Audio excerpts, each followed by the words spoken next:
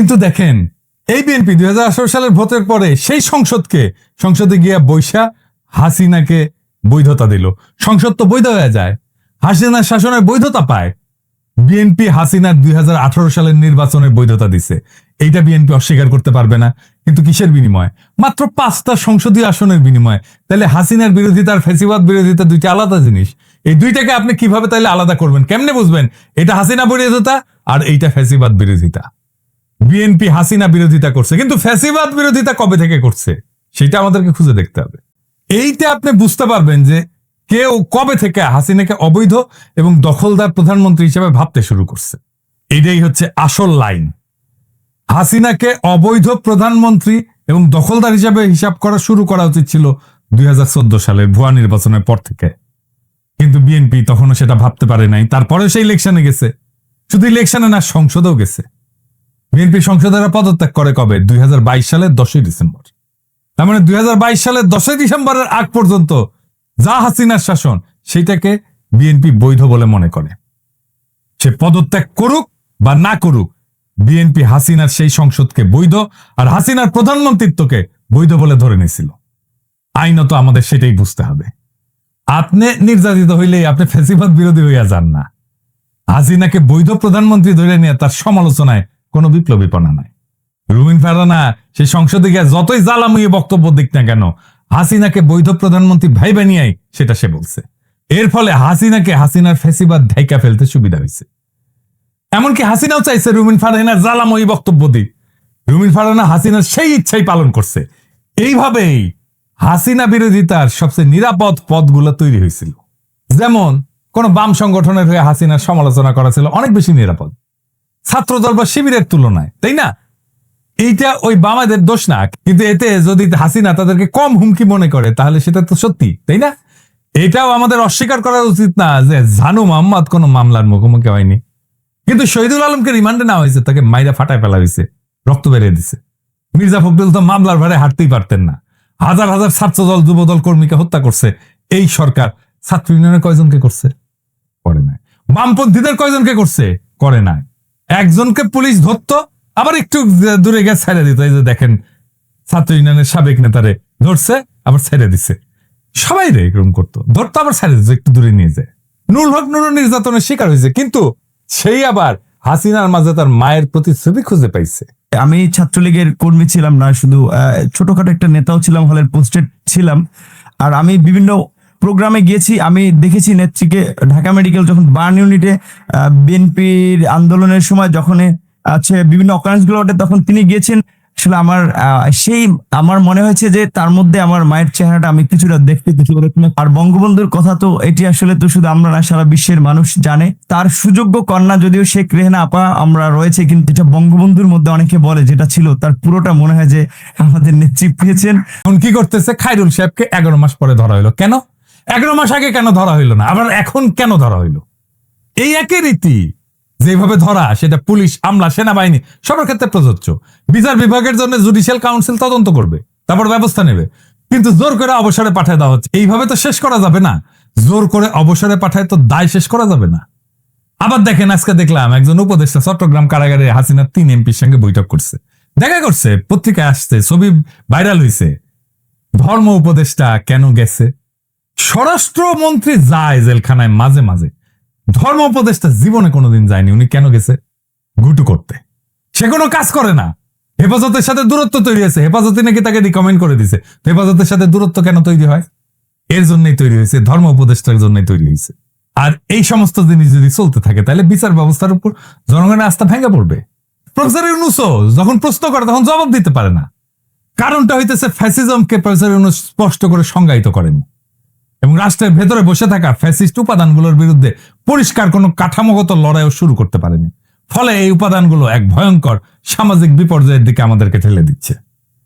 বাংলাদেশের 2টা প্রিভিলেজ সরকার দেখছে, এক শেখ মুজিবের সরকার আর 2 প্রফেসর ইউনূসের সরকার। 2 সরকারই একটা রক্তাক্ত লড়াইয়ের পর ক্ষমতা আসছিল। মানুষ অনেক আশা করছিল সরকার প্রধান হিসেবে প্রফেসর ইউনূস আর শেখ মুজিব, মানে সোহরাওয়ার্দীর বডিগার্ড, দুজনে দারুণ জনপ্রিয় ছিল। মুজিবের সরকার ফেল করছে নিদারুণ ভাবে, এমন ভাবে ফেল করছে যে সোহরাওয়ার্দীর বডিগার্ড জয় বাংলা এলে সবাই বলে আলহামদুলিল্লাহ। ঠিক এই পথে হাঁটতেছে প্রফেসর ইউনূসের সরকার।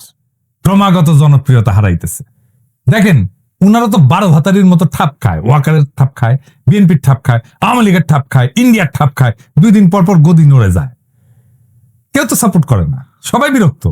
আমরা কয়েকজন খায় না খায় সাপোর্ট করে গেছি, সরকার যেন ভালো চলে, নানা পরামর্শ দিছি, কোনো পরামর্শ শোনে না। এটা হয়তো শুনছে কালে ভদ্রে, বালিতে পেশাব করে দেখছেন, কোন চিহ্ন থাকে না কলে। সরকারকেও তাই কোন পরামর্শ দিলে শোনে না, বালিতে পেশাবের মতো, কোনো চিহ্ন থাকে না। এই যে মাইলস্টোনের ঘটনায় আমি তো ইউজুয়ালি উপদেষ্টাদের ফোন করি না, ওই দিন দুর্ঘটনার সাথে সাথে সিদ্দিক জুবাইরও বুঝলো না, আপনার ভাই বুঝলো না যে এইটা কোনো অ্যাডমিনিস্ট্রেটিভ ডিসিশন না, এটা পলিটিক্যাল ডিসিশন। এই পলিটিক্যাল ডিসিশনের 2টা কাজ হইতো। কি সেই কাজ? প্রথম যে বিষয়টা হবে তা হচ্ছে এই যে দৈব দুর্বিপাক বা দৈব দুর্ঘটনা ঘটলো, মানুষ তার রাগ হতাশা এইটা ছাড়ার একটা রাস্তা খুঁজে সব সময়, কোথায় এটা ছাড়া যায়। যেহেতু এটা স্কুলে হয়েছে, তারা শিক্ষা মন্ত্রণালয়ের দিকে তাদের আঙুল তুলবে, ওই দিকেই তাদের রাগ ক্ষোভ ধাবিত হবে। এই কারণেই শিক্ষা মন্ত্রণালয়কে প্রোঅ্যাক্টিভ হয়ে কাজ করতে হবে, জনরোষ যেন তার দিকে ধাবিত না হয়। 2 নম্বর হইতেছে সংহতি জানাইতে চাই আমরা কোন একটা সংকটে, গোটা জাতি রক্ত দিতে চায়। দেখেন সকলে হাসপাতালে ভিড় করছে, এটা কি জন্য? রক্ত দেওয়ার জন্য। সে দেখতে চায় যে আমি একটা কাজ করলাম আর কি এই সংকটে। তারা সংহতি জানাইতে চায়। যারা ঢাকায় আছে তারা না হয় হসপিটালে গেল, রক্ত দেওয়ার চেষ্টা করলো, পারলো কি পারলো না সেটা অন্য কথা, কিন্তু দেওয়ার তো চেষ্টা করলো। এইটাই তার সংহতি জানানো, এটাই তার শান্তি। কিন্তু ঢাকার বাইরে যারা আছে তারা কিভাবে সংহতি জানাবে? আহত নিহতদের ব্যাপারে একটাই উপায় আছে, পরীক্ষা বন্ধ করলাম, আমরা তাদের কথা চিন্তা করলাম, শোক করলাম। এইটা তো একটা পলিটিক্যাল ডিসিশন ছিল, কিন্তু সিদ্দিক জুবাইর পলিটিক্যাল ডিসিশনের রাস্তাটাকে বন্ধ করে দিল। বাংলাদেশে আমলাদেরকে হাসিনা এটাই বানাইছে, তারা নিজেদেরকে সর্বা মনে করে, নিজেরাও পলিটিক্যাল ডিসিশন নিতে যায়। পুলিশ যেমন মনে করতো যে হাসিনা সরকারকে তারাই ক্ষমতায় রাখছে, তারাই রাজনৈতিক দল হয়ে গেছিল, সে নিজে জয় বাংলা স্লোগান দেয়, দেখেছেন না? এই জিনিস হয়েছে। এই আমলারা মনে করে তারাই রাষ্ট্রের মালিক, ডিসিশন সব তারাই নিতে পারে, তারা সবার চেয়ে বেশি বুঝে। আবার দেখেন ইন্ডিয়া থেকে ডাক্তার আসবে কেন? ওরা রোগীদের চিকিৎসার জন্য আমাদের সাফিসিয়েন্ট স্কিল ডাক্তার নাই। তারপরে ইন্ডিয়া থেকে ডাক্তার আনতে হবে, যখন গত বছর জুলাই আগস্টে বিপ্লবে হাজার হাজার ছেলে পঙ্গু হইলো, গুলি খেয়ে চোখ হারালো, কারোর জন্য ভারত কি ডাক্তার পাঠাইল? এত লোক যে পঙ্গু হলো, এত বাচ্চা যে পঙ্গু হইলো, ভারত কি ডাক্তার পাঠিয়েছিল? এখন কেন তাদের পেট পুরায়? তারা আমাদের ভিসা বন্ধ করে দিচ্ছে, তারা আমাদের সাথে বাণিজ্য বন্ধ করে দিচ্ছে, তারা ফ্যাসিস্ট হাসিনা এবং তার দলবলকে আশ্রয় দিচ্ছে ওইখান থেকে অন্তর্ঘাত চালাইতেছে। প্রত্যেকদিন বাংলাদেশ বিরোধী প্রচারণা চালায় তাদের টিভি চ্যানেলগুলোতে, তারা আমাদের ইউটিউব চ্যানেলগুলোতে, আমাদের টিভি চ্যানেলগুলোতে বন্ধ করে দিচ্ছে, ভারত দেখতে দেয় না। এমনকি ভারতে আমাদের দূতাবাসের উপরে আক্রমণ হয়েছে, তারপরেও ভারতের ডাক্তারকে আনতেই হবে। গাজা উপত্যকায় কি ইসরায়েলের ডাক্তার আনতে হয়? এটা তো তাই হইল, যে গাজা বানাইছে তাকেই আমি ডেকে আনলাম। এটা কার উদ্যোগে হয়েছে? তৌহিদ সাহেব, পররাষ্ট্র উপদেষ্টা। ও কি স্বাস্থ্য মন্ত্রণালয় চালায়? সে বলছে এটা আমাদের করতে হবে, এইটা আন্তর্জাতিক সম্পর্ক কূটনীতির জন্য এটা গুরুত্বপূর্ণ। ওরে কে রিকমেন্ড করছে জানেন? বিএনপির কোথায় উপদেষ্টা? এই তৌহিদ সাহেব শফিউর রহমানের মতো একজন দক্ষ কূটনীতিবিদকে প্রধান উপদেষ্টা বিশেষ সহকারী করতে দেয় না। করা হয়েছিল, তাকে কাজ করতে দেয় না, অফিস করতে দেয় না। কেন দেয় না তারে জিজ্ঞেস করেন। কচু খেতি তার বিরুদ্ধে ক্যাম্পেইন চালাইলো না, কচু খেতি ক্যাম্পেইন চালাইছে বিএনপি রিকমেন্ডেড তৌহিদ সাহেব, এবং এই তৌহিদ সাহেব ভারতের ডাক্তার আনার জন্য উতলা। এবার এই ডটগুলা মিলাইতে পারেন, ওয়াকার, কচু খেতি, বিএনপি রিকমেন্ডেড উপদেষ্টা, এই ডটগুলা মিলাইতে পারেন, তাহলে বুঝতে পারবেন যে কোথায় কোথায় কিভাবে কেন কচু খেতি শফিউর রহমানের বিরুদ্ধে লাগে। কোনো ব্যাখ্যা পেয়েছেন? প্রধান উপদেষ্টা বিশেষ সহকারী করা হইলো, তাকে কেন অফিস করতে দেওয়া হইলো না? কোনো ব্যাখ্যা নাই। তৌহিদ সাহেব কেন ইন্ডিয়ান ডাক্তার আনতে চাচ্ছে? কারণ তৌহিদ সাহেব ইন্ডিয়াকে ঢোকার রাস্তা করে দিয়ে যাবে। তৌহিদ সাহেবের সাথে ডিপ স্টেটের এটাই আন্ডারস্ট্যান্ডিং, এর ভিত্তিতেই তৌহিদ সাহেব পররাষ্ট্র উপদেষ্টা হয়ে বসেছে এবং তাকে রিকমেন্ড করছে বিএনপি। 2 বার ডেকে নিয়ে সোহেল তাজকে গল্প করে, এই সময় ওনার হয়, হেফাজতের সাথে বসার ওনার সময় হয় না। সোহেল তাজকে ডেকে নিয়ে কি গল্প করে জানেন? সোহেল তাজ বলতেছে আপনার পায়ের এক্সারসাইজ করতে হবে, এটা করলে আপনার ব্রেন ঠিক থাকবে। শুনেন, বেনে করছি না, শুনুন। And your cells are not functioning, so your neurons are very short. Because your brain is a very expensive digit, right? So আমরা তাতে efficiency কম খরচে বেঁচে থাকা. So the neurons are slowly being shut down, and when it reaches degenerative state, it's called dementia, and that's how it is. So the best way to protect yourself, the biggest muscle is the leg muscle. Then you will, and your brain will be absolutely sharp. ধর্মমন্ত্রী এই নাকবির সাথে দেখা করে ধর্মমন্ত্রীর জেলখানে যাইতে হবে কেন? বিচারাধীন আসামির সাথে দেখা করতে হবে কেন? ওই সিস্টেম করিচ্ছে। হেফাজত সরকারের সাথে কথা বলতে পারে না, সেইখানে ধর্মমন্ত্রী কোনো লোল নাই, কিন্তু নাকবির সাথে দেখা করতে সে ঠিকই যায়, ঘুটু করতে যায়। নাকবির সাথে সৌদি আরবের নাকি একটা কানেকশন আছে, ওই কানেকশন দিয়ে কাজ করতে গেছে। দেখেন, আবার দেখেন, সমাজ কল্যাণ মন্ত্রণালয় থেকে যৌনকর্মীদের জন্য 2 কোটি টাকা বরাদ্দ দেওয়া হইলো। কারণটা কি? কারণটা আর কিছু না, টাকা দিতে হবে। রাষ্ট্রের হাতে টাকা আছে, তাই দিব। আমার ইচ্ছা মাই খুশ, আমি দিব, কে ঠেকাবে? মানে বিষয়টা যদি এরকম হইতো যে একটা ঘৃণিত পেশা থেকে তাদেরকে বের করে আনার জন্য, পুনর্বাসন করার জন্য আমরা এই টাকাটা খরচা করতেছি, তাহলে সবাই মেনে নিত। যদি এরকম হইতো যে পরিশ্রমী নারীদের জন্য আমি অনুদান দিচ্ছি, তাহলে ইটা ভাঙে যারা, কাজের বুয়ার কাজ করে যারা, গার্মেন্টস শ্রমিক যারা, তাদেরকে দিতেন। এর মধ্যে যারা অসুস্থ তাদেরকে বেছে বেছে দিতাম, যারা বয়স্ক তাদেরকে বেছে বেছে দিতাম। যৌন কর্মীদেরকে কেন দিতে হবে? এটা কি জন্যে যে কেউ ফ্রি মাগনা মজা করে গেছে, সে টাকাটা পূরণ করে দিলাম এখন সরকারের ফান্ড থেকে? কোনো যুক্তি নাই। এ প্রসঙ্গে একটা 18+ জোকস বলি, কিছু মনে করেন না। আমার পেজে লন্ডনের বিএনপির নেতা মালিক সাহেবের ভ্যাগিনা এটা কমেন্ট করেছে, আমাকে নাকি উনি জবাই করা হবে। জব করবি, জব। ভ্যাগিনা সত্যিকারের ভ্যাগনা কিনা জানি না, কিন্তু ও দাবি করেছে যে মালিক সাহেব তার মামা। এই ভ্যাগনার একটা গল্প আছে জানেন তো?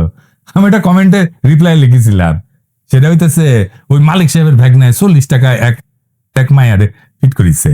তো তারপরে কাজ শুরু করেছে আর কি। কাজ করতে করতে ছাদের ফুটে দিয়ে চাঁদের আলো পড়িচ্ছে। তুই কইলেও যে 7 ফুটে চাঁদের আলো, 10 টাকা বাদ গেল, ধুলো কেন 10 টাকা বাদ পাই। এরপরে ওই করতে করতে আর কি মায়া দিছে পাদ, তো বলতেছে যে দিলে পাদ 10 টাকা তাই ভাত।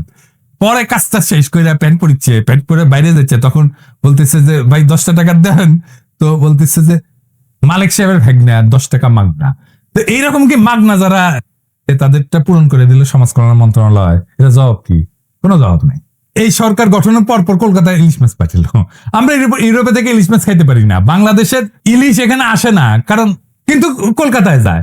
কারণ যারা উপদেষ্টা হয়েছে, যারা সরকারে, তারা মনে করে তারা দেশের মালিক, আর আমরা চাকর বাকর। রাজনৈতিক দলগুলোর সাথে মিটিং করেছে, এখন এই সময় আমাদের দাবি তোলার, অপদার্থ উপদেষ্টা মন্ডলীকে বাদ দিয়া জাতীয় সরকার গঠন করার। জাতীয় সরকার গঠন না করলে এই সরকার ক্রমাগত জনপ্রিয়তা হারাচ্ছে, নিয়ন্ত্রণ কন্ট্রোল করতে পারবে না। কারণ ফেব্রুয়ারিতে নির্বাচন ঘোষণার পরে এখন প্রশাসন, আর্মি, পুলিশ সবাই বিএনপির পিছনে লাইন দিবে, সেটাই দিছে, সেটাই হয় বাংলাদেশে সব সময়। কারো কথাই শুনবে না। ওইদিকে আওয়ামী লীগ তৈরি হয়ে গেছে, এখন বলে কিছু হইলে বলে আওয়ামী লীগ ঢুকে যাবে আন্দোলনের মধ্যে। আরে আওয়ামী লীগ ঢোকে কেমনে? স্কোপটা কে করে দেয়? সরকারই তো করে দেয়। 1971 নিয়ে বলি যে ইন্ডিয়া ষড়যন্ত্র করতে পারে কেন? কিছুটা একটা ছিল যে ষড়যন্ত্র করতে পারে। আওয়ামী লীগ ঢুকে যাবে বললেই হবে? আওয়ামী লীগ ঢুকতে পারে কেন? আমার ধারণা এই উপদেষ্টা মন্ডলী থাকলে তারা নির্বাচন পর্যন্ত যাইতেই পারবে না, একের পর এক ডিজাস্টার করবে, করতেওছে। এখনো সময় আছে, দ্রুত এই উপদেষ্টা মন্ডলীকে পাশে লাথি দিয়ে বের করে যারা ভালো করতেছে তাদেরকে রাখা যেতে পারে, কিন্তু বেশিরভাগই নতুন মুখ আনতে হবে। সরকার ইন্ডিয়ান ডাক্তার কেন নিছেন? মানে ইন্ডিয়ান ডাক্তারদের তো পছন্দ তো হবেই। ইন্ডিয়া 1000 বার আনলেও তবু আমি তোমায় দূর হতে ভালোবেসে যাবো, হয়তো কিছুই নাহি পাবো, এটা বলবে। সরকারের রন্ধে রন্ধে ইন্ডিয়ান ডলার বসে আছে, এদের কাজে হইতেছে এমন কিছু ক্রমাগত করতে থাকা, যেন সরকার একটু একটু করে জনপ্রিয়তা হারাইতে থাকে।